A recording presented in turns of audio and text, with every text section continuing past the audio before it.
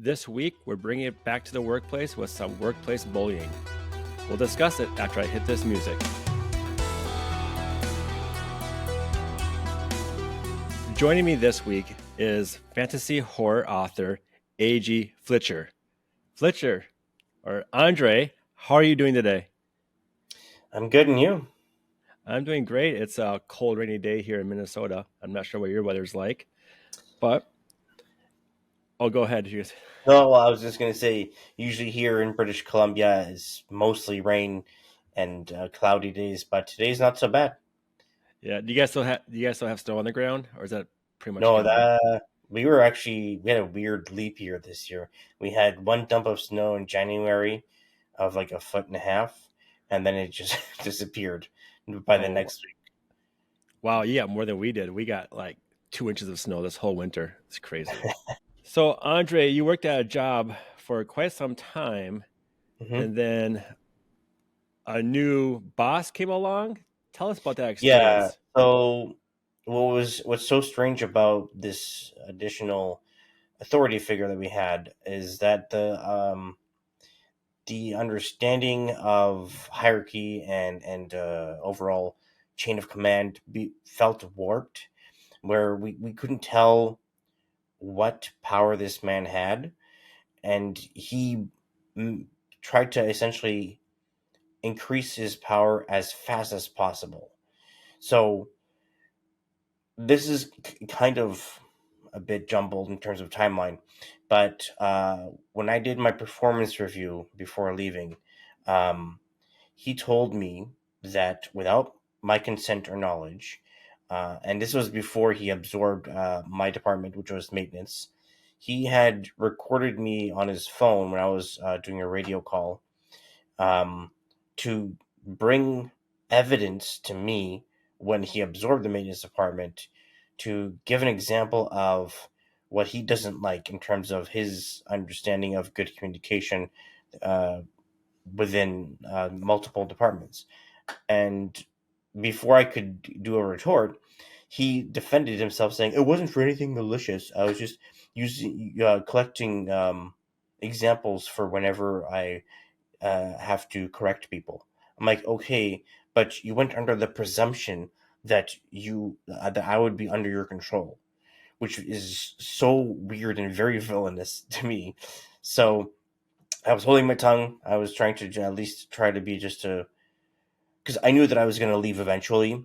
So I was like, Yeah. there's no reason for me to pick a fight with this guy.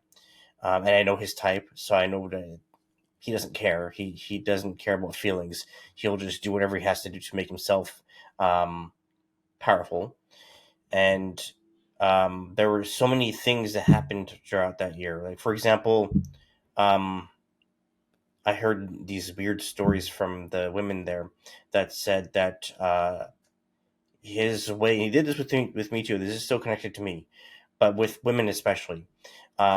He would do this dominant thing where he would turn his hand over top of your hand when he shakes your hand, so that when he squeezes it as hard as he can, his hand is on top, so that he stays in the dominant position, so that you cower towards him. And there was this one woman who told me that he squeezed her hand so hard that it hurt her for like 2 hours. Like she couldn't do her job. So that was obviously a male insecurity thing that he was exercising over people. But because of my background in martial arts and having strong hands due to mechanical work and just being a maintenance person for so long, and I have fat hands for 5'4", he couldn't do that to me. He went like this, but because of my practice in wrist manipulation, and I knew that he was doing, I went from here to doing what he did to people, so that he understands I don't tolerate bullying regardless of position of power. So that's how it all started to unfold. And he did this really weird thing with the whole maintenance team before he was in our control, or we were in his control.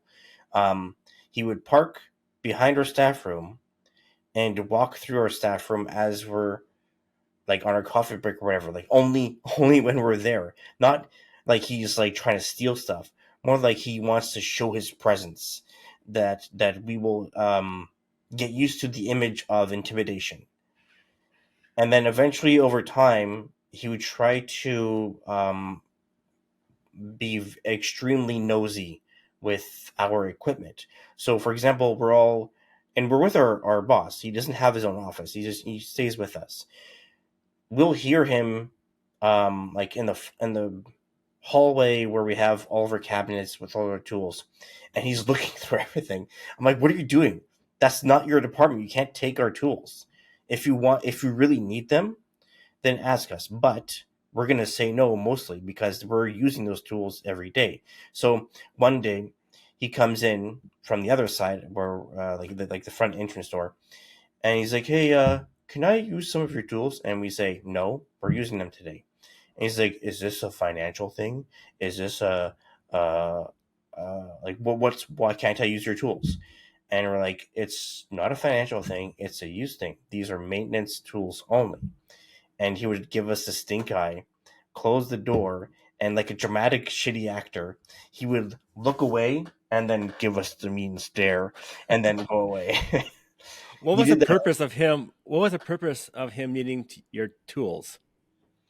I think what he was trying to do was just slowly infiltrate all departments so that he can have the say of this all belongs to me. So it's not a just an intimidation thing. It's also how can I put it?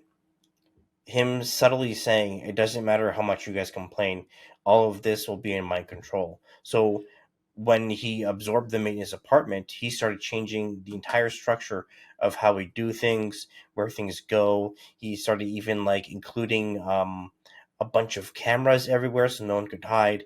And this is what really made me feel bullied and uncomfortable. Um, so I was at the back of the zoo, which is the kind of place that I worked at. And when I say the back of the zoo, I'm like against the perimeter fence of the farmers on the other side.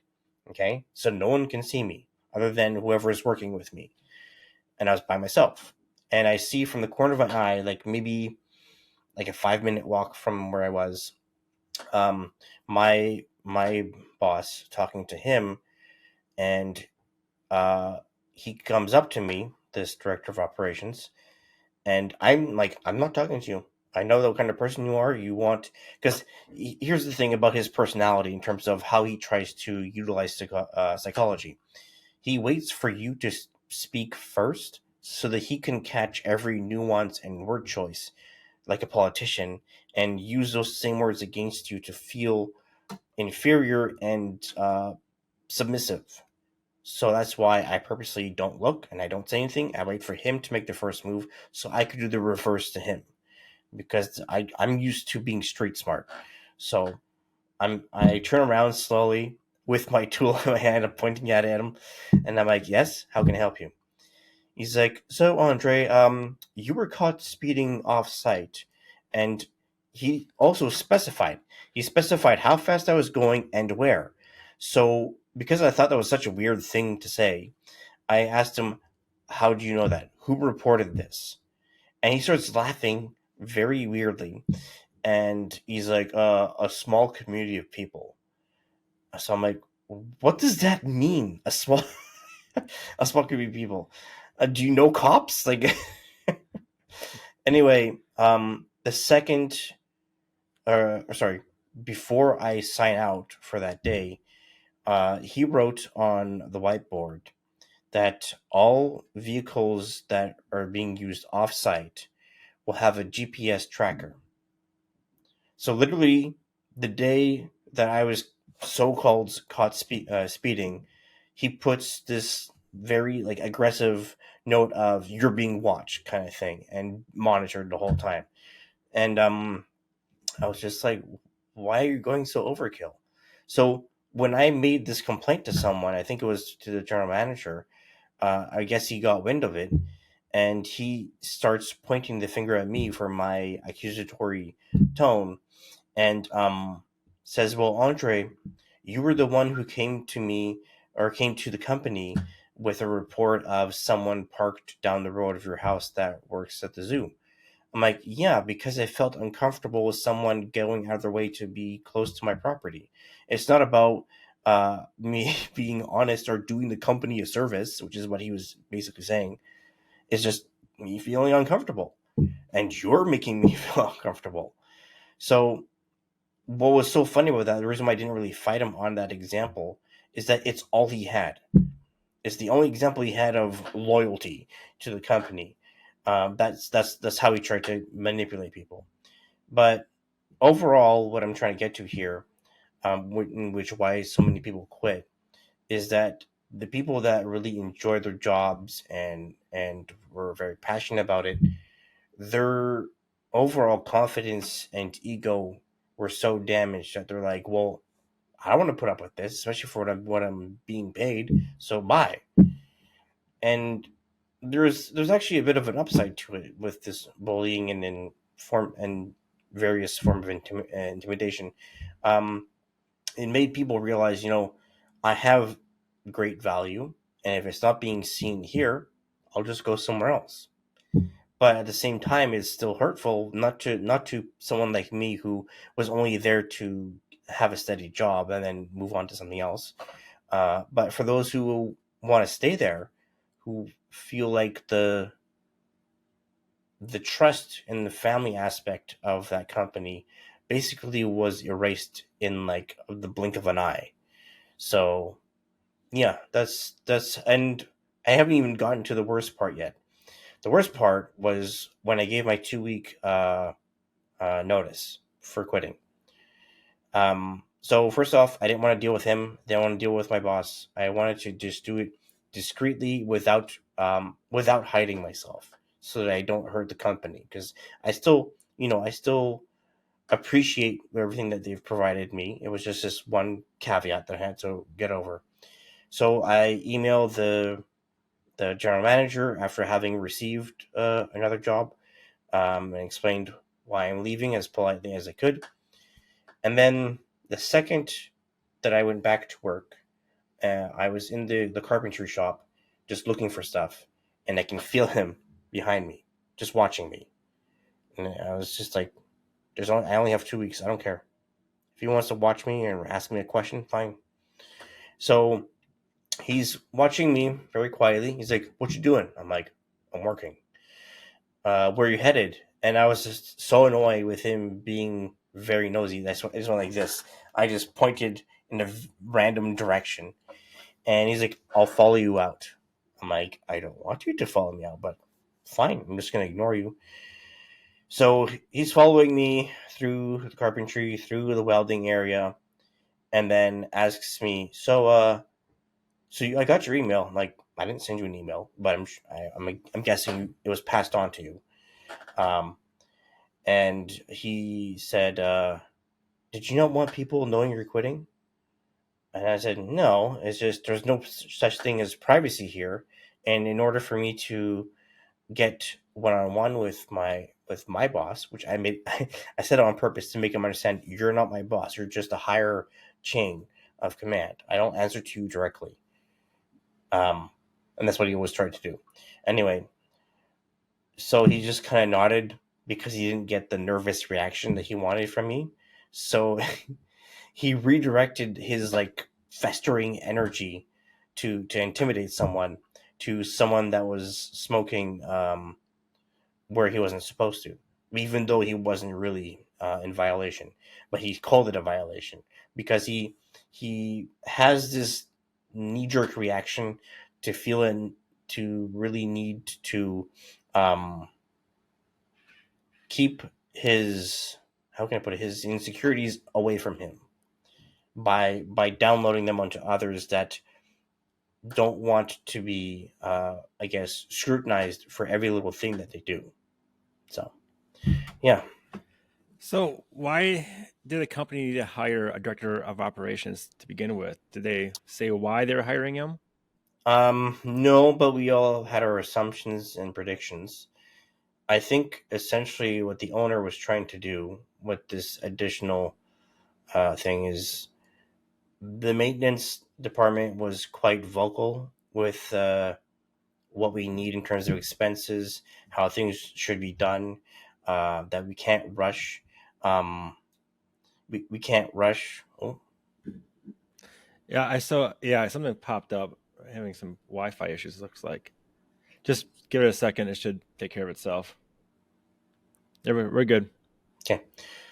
So essentially, what we understood is that because the department over the years had been quite vocal about, let us do our job to the capability that we are with the budget you have given us. You want us to uh, attempt multiple projects at the same time, but you don't have the budget to do every single step of every project, therefore causing you to slow us down by doing one step of each project so nothing gets done. And before this director of operations came, we had a basically what's called a quality inspector or slash maintenance supervisor that made sure that within the budget and and have the ability to cut whatever corners we could, um, help us accomplish projects. So when there was a kerfuffle and he left the company, um, the owner wanted to increase the speed of production. So he hired this person of authority to basically over time absorb the maintenance department, make sure we're not breaking any rules, that we're not hiding or slacking, and get our stuff done.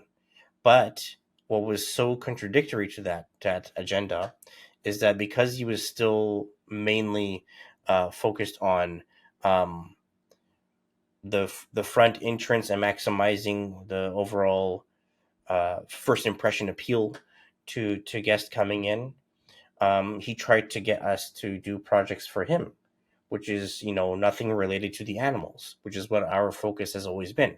That's what we're paid to do, is to make sure all of the enclosures are safe for the animal, for the guest, and that people understand that this is not a cage. This is a wild, free animal that needs certain necessities and space, and therefore there's constant updating, troubleshooting anything that could be harmful to the animal or guest.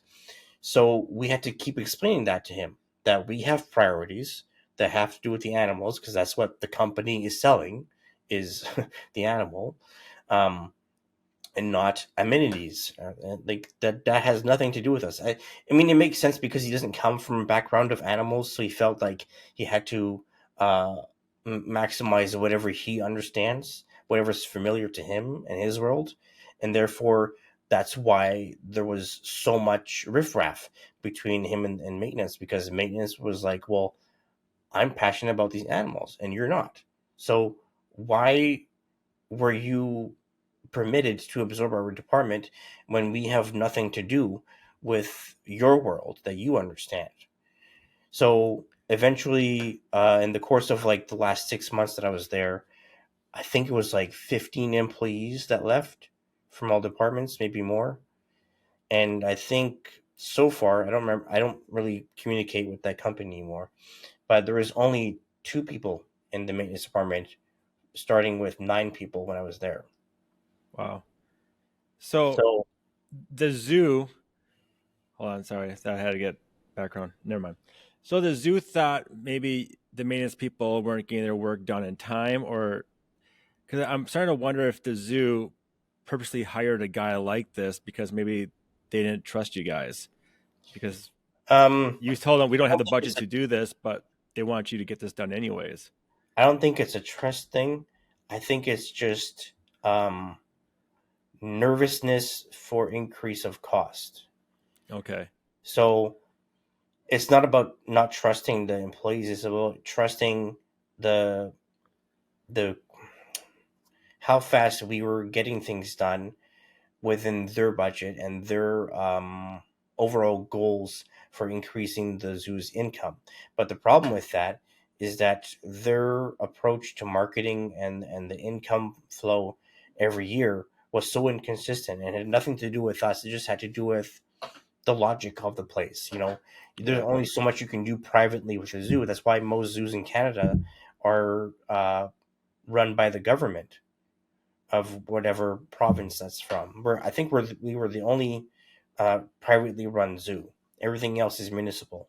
So that's why they have better results of not just traffic flow, but also how things are maintained, because it's also it's slash government slash environmental uh, you know approach to things. We're here in BC. It's basically just for the sake of profit. You know, So the director of operations, he was also in charge of, was he in charge of your boss as well? Did you have like, it was you, yeah. your So boss, and then him? this is what I'm trying to say is he basically took every department under his wing, aside from uh, animal keepers and I think conservation. Those are only two Okay. people, because he said, which was hilarious to me, he doesn't want to take on the responsibility of something that he doesn't understand. I'm like, yeah, but we're not just like workaday building workers. We're we're outdoor maintenance workers that work with animals. That's why before he took our department, um, the original director of animal care was the one we answered to, because she needed us to focus on the animals. But Yeah, that makes sense. when when they were having their manager meeting, they flipped it to him, and that's why we were so frustrated and so untrusting of this man, because we knew how he thought and what he thought of us. And like, okay, I know that I said that I was bullied, but because of my street smarts and my experience in martial arts and learning how to pick your battles, he never really bothered me. Like, even though I felt suffocated and watched a bit too much, um, it didn't really stress me out, because I knew in my head, even if this person wasn't working here and everything was hunky dory, I would still be making the same decision to leave, because I've been here long enough to utilize my skills for something else, even if it's maintenance again, but in a different department, which I am doing now, of hotel maintenance. But even that is just a placeholder until I pick a different career, whether that means I go to school or not. So, yeah. Yeah, to me, it sounds like the person who owned the zoo is the real bully Mm. because he purposely hired this guy. I'm really curious what his job description was. I Was mean, his like in job terms of, to like watch you guys day in and day out, see if you're doing your work that you're supposed to be doing? Because to yeah. me, it sounds like the owner of the zoo wanted you to do work that was beyond your scope of your job description, Mm. and you guys fought back on that. So he Yeah. hired this prick to come Yeah. in to do his dirty work Yeah, that's to basically get you what it was. guys to do it. Yeah, but see, Yeah, for the problem with that is that he he was advised by the consultant that is in Montreal, who was the original general manager, to do things little by little. So even if there is this agenda of gaining power, that you can't just come flying in and make all these crazy changes in one shot and expect everyone to just be like, okay, I will oblige. No, yeah, that's not how it works. Because before this guy came, the zoo was treated basically like the property manager's backyard, and we're just his little extended family, because he lived on site too, so yeah, he was passionate about this place. But what was so strange to me, even though the people in power weren't in accordance with this agenda, they just obliged because they love their job and they don't want to leave. But that was the benefit for me, is that it's not that I was having a bad time. It wasn't what I wanted to do for a living. That's why uh, my novels, my books, is what kept me afloat, even on the days where this is kind of like a martial arts thing. Uh, when I did martial arts, every time that you got a belt, the the analogy was that you would be wearing a backpack, and someone puts a rock in there, and every time you get a new belt, another rock is put in your backpack. So the backpack gets heavier, and you get used to the weight, the responsibility, and then you don't feel it anymore. But at the zoo, it's like someone put a gigantic boulder on me and said, "Okay, get up." Well, I can't. Well, try anyway. So that rock never got any lighter. So I was like, this is just killing my motivation to do anything, and I don't want to see myself go crazy and depressed. So why put up with this any more than I have to? And Yeah. it's like, almost like you're accepting misery as opposed to saying, you know what, I do have value. Just because someone else doesn't see it doesn't mean that I don't have it. So that's what got my ass moving. What what's still what I still find interesting is that the guy recorded your conversation without telling you first. I think Yeah, isn't you that saw the eyes. You know what was crazy about that though? So that was during my performance review. Usually it lasts 5-10 minutes. yeah. It lasted an hour and a half, and because of that, my coworker, who I was supposed to help in a freezing cold river just off site and get rid of some debris that was increasing the the water level, which was making everything flood in the zoo, he ended up slipping several times and throwing his back out and was out of work for a week because I wasn't there to help him. So that means that this man not only did time theft with me, but asked me incessant questions that didn't have anything to do with my performance, causing an employee to injure themselves. I mean, mistakes happen, but I could have helped prevent that mistake. Yeah, he So was trying to get dirt. He was trying to get dirt on you yeah, so he he asked me can, some really funny questions. So well, not just on you, but he wanted to get the idea of what's going on in this zoo with the maintenance department so he can yeah, go back so after some other people. he asked me these questions that was like, you can't ask that. Like one was, okay, Andre, if it was between you and this other guy, who would you fire? I was like, you can't ask me that, and why would I say me? Yeah, exactly. And then he would say things like, okay, if everyone else was fired and it was just you, would you be okay with that? I was like, are you saying that I'm such a doormat that you're just gonna let everyone go, and I'm just gonna, yes, okay. So I was trying not to yell, and it was so funny. Uh, this is something that I learned over time with my martial arts and just overall understanding people. Um, the people that feel less in control use their hands a lot when they're nervous. Yeah. So he was doing that to me the whole time. Where I guess I mentioned a long time ago that I did karate, and he does jujitsu. So he's like, Andre, you're slow, and you did martial arts, so you need to have a quick reaction. And he was actually doing that gesture, like to my A face. quick reaction to what? A quick reaction for what? He means like how I go about my job, and I was just like, go fuck yourself. Like what are you Yeah. doing? Um, so when he was doing that gesture and he saw that I wasn't blinking, and I was laughing in my head because he was doing the same thing with the owner when he was talking to him, because the owner was upset that he wasn't doing his other job, which was to increase the income of the zoo. So apparently he had this really wacky idea of kicking us out from our staff room and our carpentry area and the welding area and turning that into a freaking arcade. I was like, why do you want more electronics in a natural environment? Exactly. And also, that's not really going to give you the added income unless you're charging people an entry fee to go into this arcade.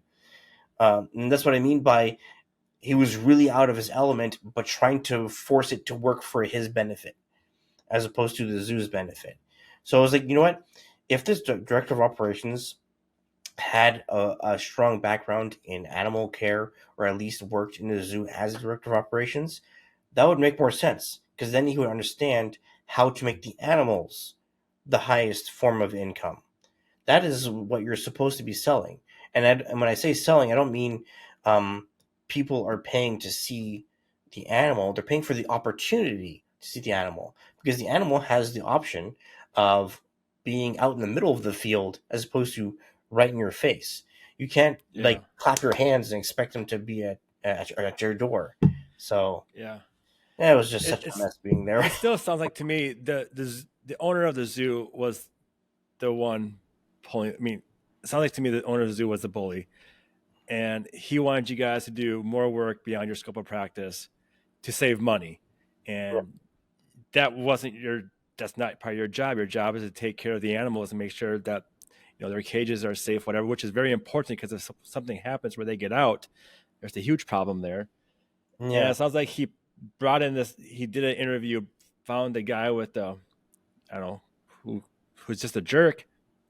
I don't know the nice way to say it, but purposely hired him and say, "Hey, I want you to get these guys intimidated or scared enough to do extra work for me." I don't know. It just I seems think it seems like the guy, the director of operations, was doing his job that he was told to do because the owner made him do it, which I think the owner finally um, realized I mean, that wasn't a good makes sense, idea. but the other theory that a coworker and I had, which we left basically at the same time, and we were the most like seasoned workers. We were the both workers that had been there the longest. Our theory was that he was also there to get rid of the strongest minded people, the ones that are the most vocal and honest. Well, That yeah, because they'll say yes and they can do more work. That's beyond their scope of practice. That makes sense. Yeah, so because we weren't Which is willing to work past the dollar that we were making, or I wish I could show you, but I'm wearing a long sleeve shirt. yeah. But I actually almost died there last summer. So what was happening is we were building or sort of repurposing old shipping cans for hibernating dens for bears, and inside of that was a wall that we created as a divider. So I was using this grinder, which is a metal cutting tool, and I had my safeties on and everything, but I forgot that I was holding the tool against the way the blade cuts. So I'm holding it at eye level, and it slips into a lower cut, locks on, and flies at my face. Wow. I could have had my brain severed. Yeah. So, because of my instincts from doing martial arts, I was able to swing out of the way, but it hit me right here on the bicep and cut through the muscle. So, I had 2 layers of stitches because of that. Now, here's where the director of operations comes in. 2 days after I get my stitches and I'm able to do light duty, um, he crossed paths with me in the carpentry area, and he didn't say it sincerely. He asked it very sarcastically and even gave me a shitty grin. He's like, "How's your arm?" I was like, "If you don't mean it, then don't say anything. I don't care if you don't give a shit, but don't act like an ass." Yeah. So It's it sounds like it was a good decision to leave that place because it wasn't just the director of operations; it was the zoo itself. It was the yeah, owner and of the zoo, like I said, and my writing is what kept me alive. Really, yeah, I included. Well, I didn't include him, um, but I included like the idea of someone being stupidly loquacious, thinking that if they speak a certain way and like um, instead of saying something within 30 seconds, saying it for 15 minutes, that you're just going to be dizzy and not really understand. And he somehow brainwashed you into being relaxed and then just be submissive to him. But that didn't work with me because what I did to make him like purposely annoyed, I would do what I call the dead fish face, where I'm just looking at him without any focus and then just be like, I don't care. So, yeah. yeah. Andre, you said you're also a writer. Yeah. Tell us how people can get a hold of you or find your books. You can find my books on Amazon in Kindle and paperback format. My series Boone and Jacques and Black Rose Cocoon is what's available. It also sounds like you could write a horror story about your zoo work. Yeah. Well, the first horror book I've written is just this one, Black Rose Okay. Cocoon. Okay, which is about a female serial killer. But instead of focusing on her, I focused on the people because with my experience of working at the zoo and various jobs and um, listening to people, um, I focus on the diversity of pain and reaction to events, and how do we patch ourselves up, whether it's through bullying or heartache, uh, trauma, all that stuff that can really test your pure will. That was really what tested me at the Zoom, is seeing my pure will and how much I was willing to put up with. And now that I Well, left that place, I told this to my sister, what the relief I had of leaving the zoo. I said, now I don't have to have depressing conversations with you anymore. yeah, it sounds like that was a great choice. The owners of the zoo was completely being the big bully who Yeah. hired somebody to do their bullying for them. Hmm. But Andre, it was great talking to you today and hearing your story. Thank you for sharing it, and I Yeah. hope you have a great day. Thank you for listening to me.